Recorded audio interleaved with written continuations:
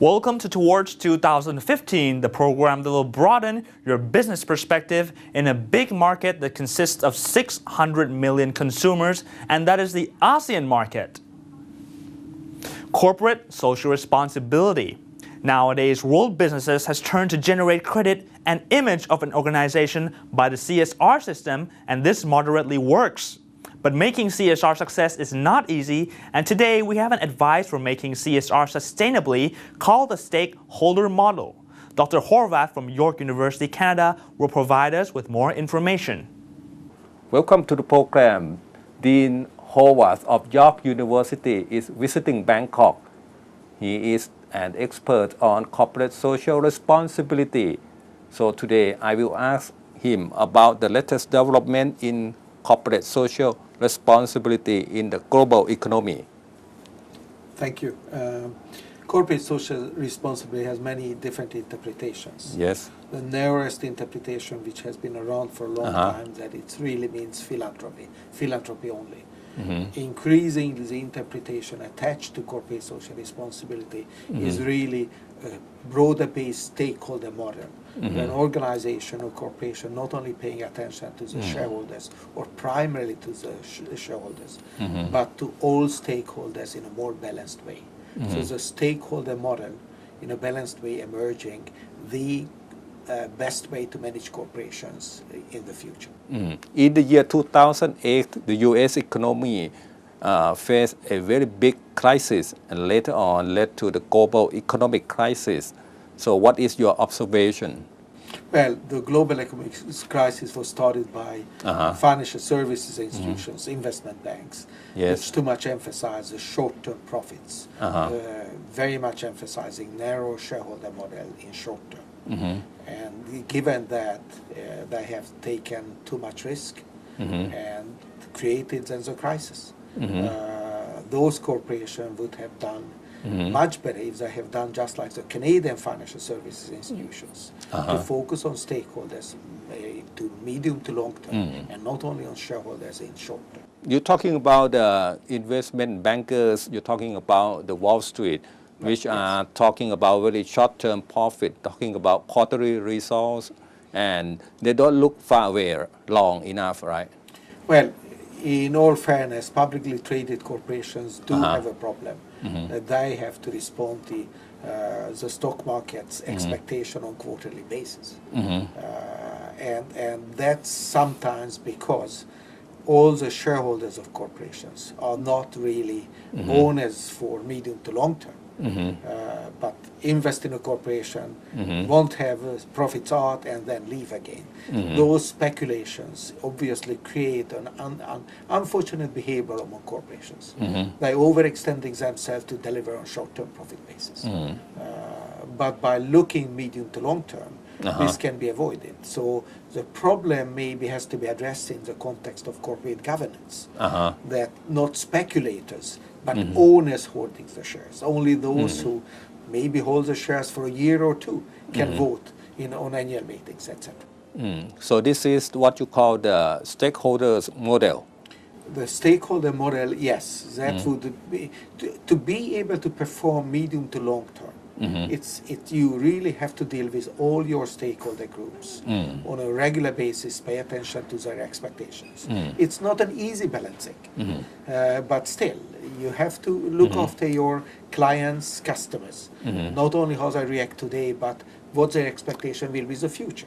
You have to look at your employees. You have to satisfy their expectation. Particularly, the more we move into knowledge-intensive organizations and societies, it will be scarcity of good people. They will leave you unless you treat them properly.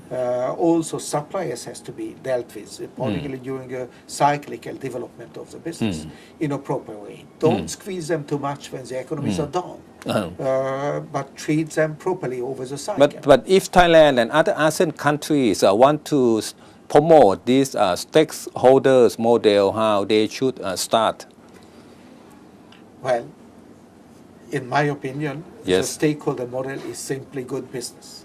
So if they want to manage their enterprises well, they want to do well over medium to long term, they have to engage in the stakeholder model. And how should they start in practice? by knowing that I am investing in future to satisfy my customers, to satisfy the environmental demand. Or I can put it in a different way. Yes. Economic issues almost never coming isolated from social, political, or even increasingly environmental issues. If a corporation on a regular basis try to make integrated decisions, not only purely economic basis, but let's say environmental issues, that you look after, that you invest in future technologies now to have a product or a service which is delivered in more environmentally clean terms, then it will be obviously the profit in the short term will go down because we have to create the investment. But the truth is that the Dow Jones Sustainability Index for quite a while now have been indicating that corporations who deal with the triple bottom line, economic, social, political, and environmental, have a higher shareholder value in medium to long term. And those corporations only pay attention to the short term profits. Say, for example, right, the energy sector, energy companies should invest more in R&D in order to get cleaner energies. For example, like cleaner coal energy, right? For example, yes, I am sure that much could be improved to make availability of coal more environmentally friendly. And corporations should invest in that sooner than later. Which means that profits in the short term maybe will be more limited. Less short-term profits, but more sustainable profitability. Investment for medium to long term, yes. And then they will have they will be able to be around because unless I destroy the environment, coal maybe will not be accepted as an energy source in the future. In Thailand and other ASEAN countries, every major companies that has what they call CSR or corporate social responsibility policy. So that's not enough. That's not enough in your opinion, right? They need something broader. Well, I think that they should interpret the corporate social responsibility in the context of responsible enterprise. Yes. That they are, yes, they have to generate profit. That's why corporations are around. But they do it in a way that other stakeholders, in addition to shareholders, being looked after in a balanced way. From employees to clients, The customers, suppliers, governments, or local communities. So they have to look at the border basis, right? Yes, integrating economic, social, political, and environmental. That's why it's called triple bottom line. And what about, isn't it similarity to the Swedish model of corporate profit redistribution? Well, no, I was referring more to the sufficient economy which Thailand from time to time discuss. Using the stakeholder model. Yes. Thai corporation probably have to do because otherwise they will not survive in a global context, global competition. Because Thai corporation has to be competitive. But you can improve on redistribution of wealth by government engaging also in not only the stakeholders being paid attention to, but government further reinforce how they want to distribute the wealth. That's what the Swedish model always have been about. Corporation generated the profit.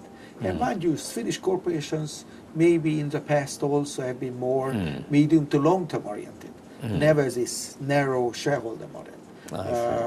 But in addition to that, the government lets the corporation generate the revenues, and then they redistributed the wealth in a society, that it was still more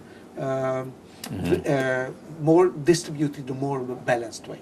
And His Majesty the King Bhumibol Adulyadej of Thailand has a philosophy on sufficiency economy, and we understand that it's about moderation. So how that fit into your stakeholders model? Well, the stakeholder model will take care of it to a certain level, and Thailand maybe even can stop there. But it's up to the Thai society and the king to decide, as I want to go a step further. Yes. For example, the Swedish model created a taxation system in a way that nobody really was excessively paid as corporate leaders, for example, or in any position. On the other hand, nobody was really poor.